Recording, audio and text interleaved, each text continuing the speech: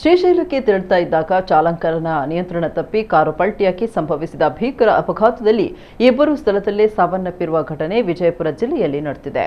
ಬೆಳಗಾವಿ ಜಿಲ್ಲೆಯ 70 ವರ್ಷದ ಚಂದ್ರವ್ವ ಟಕ್ಕೆನ್ನವರ ಮತ್ತು 65 ವರ್ಷದ ಕಾಮಪ್ಪ ಅವರಾದಿ ಮೃತ ದುರ್ದೈವಿಗಳು. ಇವರು ಸ್ವಿಫ್ಟ್ ಡಿಸೈರ್ ಕಾರಿನಲ್ಲಿ ಕಾಗವಾಡದಿಂದ ಶ್ರೀಶೈಲಕ್ಕೆ ಪ್ರಯಾಣಿಸ್ತಾ ಇದ್ರು. ಚಾಲಕನ ನಿಯಂತ್ರಣ ತಪ್ಪಿದ ಕಾರು ಪಲ್ಟಿಯಾದ ಪರಿಣಾಮ ಇಬ್ಬರು ಸ್ಥಳದಲ್ಲಿ ಮೃತಪಟ್ಟಿದ್ದಾರೆ. ಕಾರಿನಲ್ಲಿದ್ದ ಉಳಿದ ಇಬ್ಬರಿಗೆ ಗಂಭೀರ ಗಾಯಗಳಾಗಿದ್ದು ಅವರನ್ನು ಹೆಚ್ಚಿನ ಚಿಕಿತ್ಸೆಗಾಗಿ ಆಸ್ಪತ್ರೆಗೆ ದಾಖಲಿಸಲಾಗಿದೆ. ಘಟನಾ ಸ್ಥಳಕ್ಕೆ ಧಾವಿಸಿದ ಬಸವನ ಬಾಗೇವಾಡಿ ಪೊಲೀಸರು ಪರಿಶೀಲನೆ ನಡೆಸಿ ಪ್ರಕರಣ ದಾಖಲಿಸಿಕೊಂಡಿದ್ದಾರೆ.